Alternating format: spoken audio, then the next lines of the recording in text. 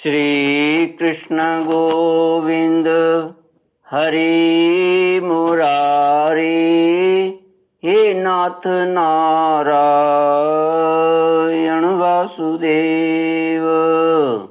श्री कृष्ण गोविंद हरि मुरारी, हे नाथ नारायण वासुदेव। ओम नमो भगवते वासुदेवाय। ओम नमो भगवते वासुदेवाय।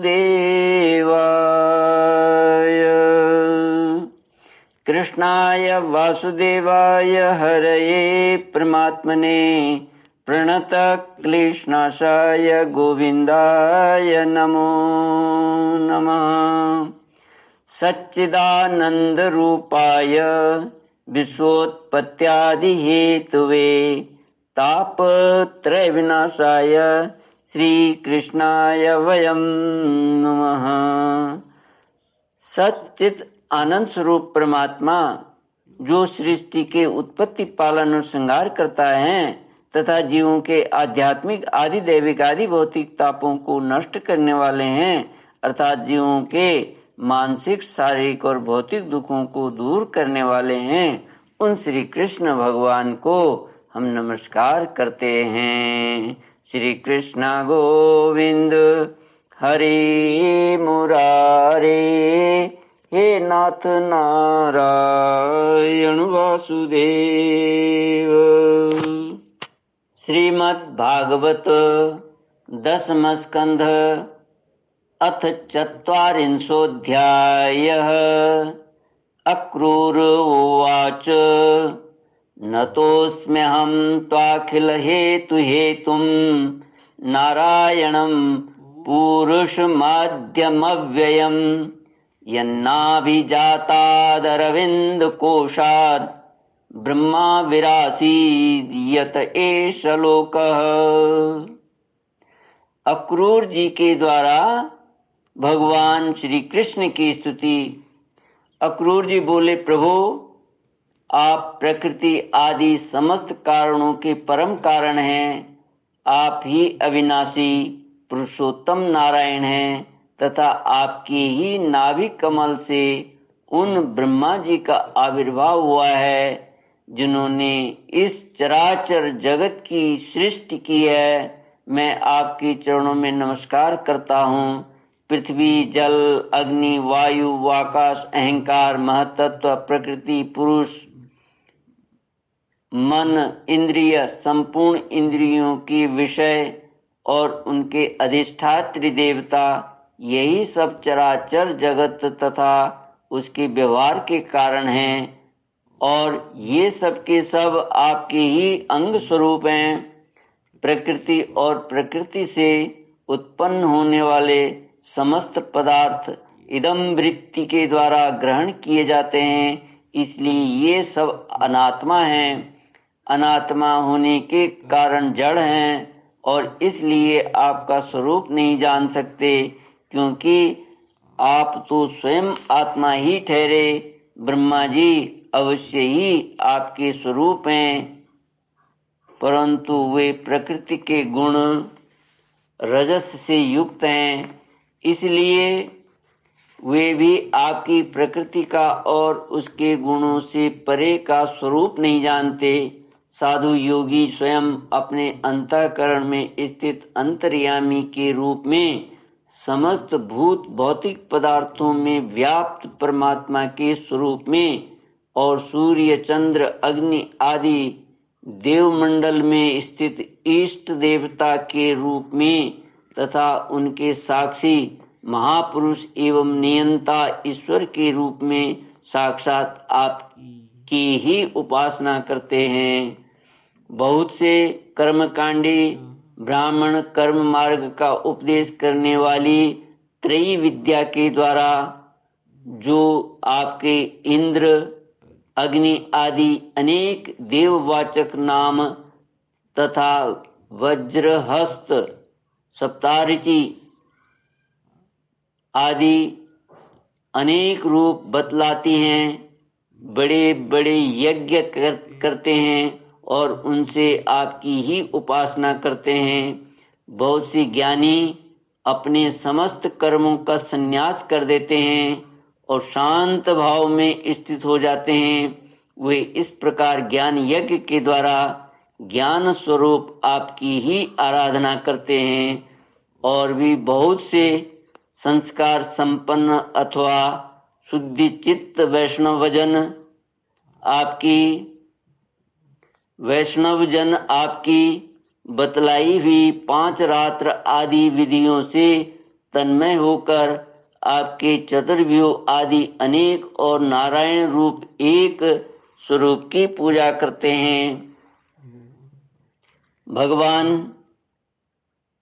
भगवान दूसरे लोग शिव जी के द्वारा बतलाए हुए मार्ग से, जिसके आचार्य भेद से अनेक अवान्तर भेद भी हैं, शिव स्वरूप आपकी ही पूजा करते हैं।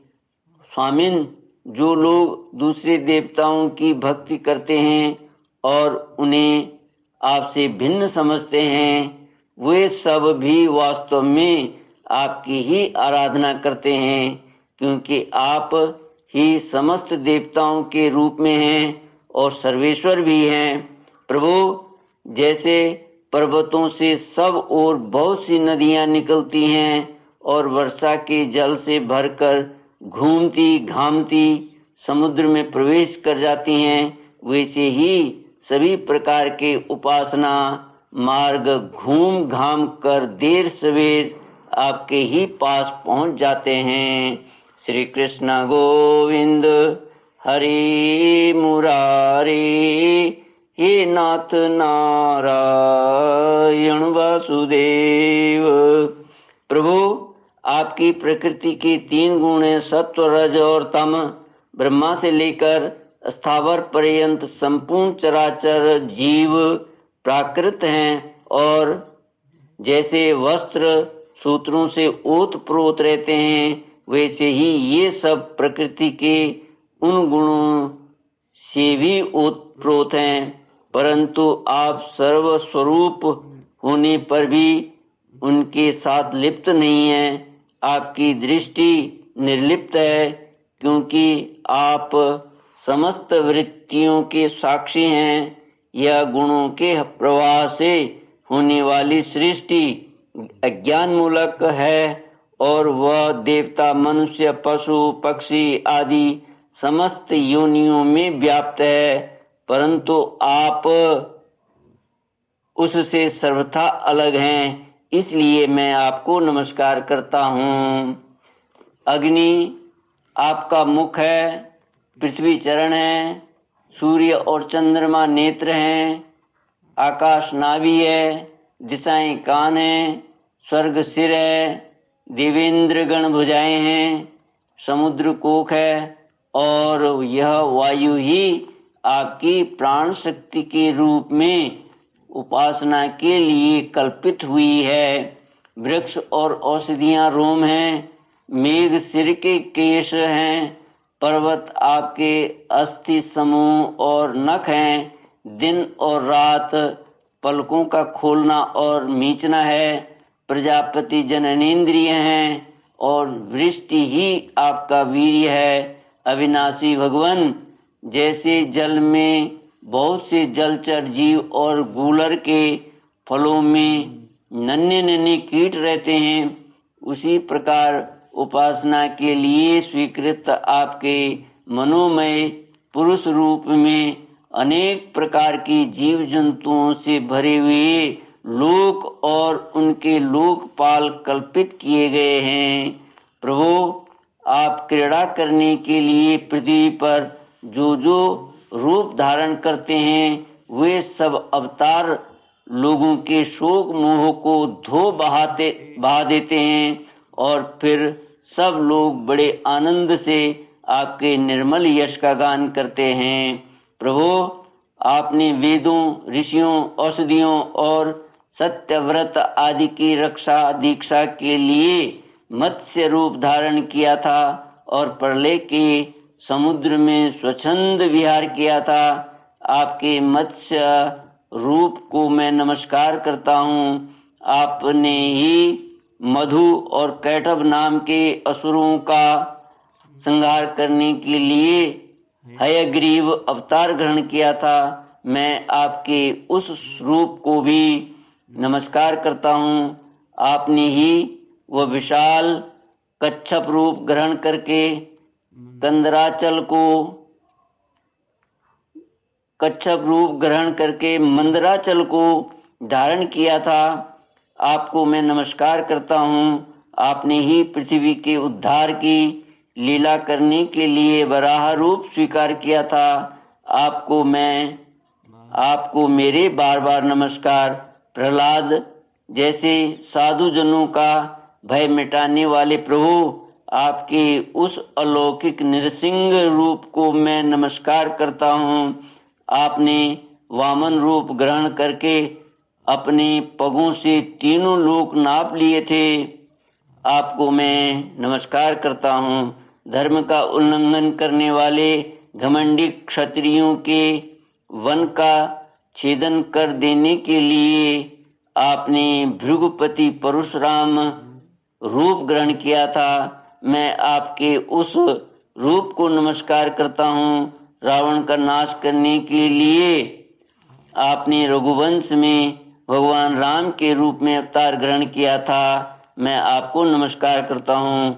वैष्णव जनों तथा यदुवंशियों का पालन पोषण करने के लिए आपने ही अपने को वासुदेव, संकर्षण, प्रद्युम्न और अनिरुद्ध इस चतुर्व्यूह के रूप में प्रकट किया है।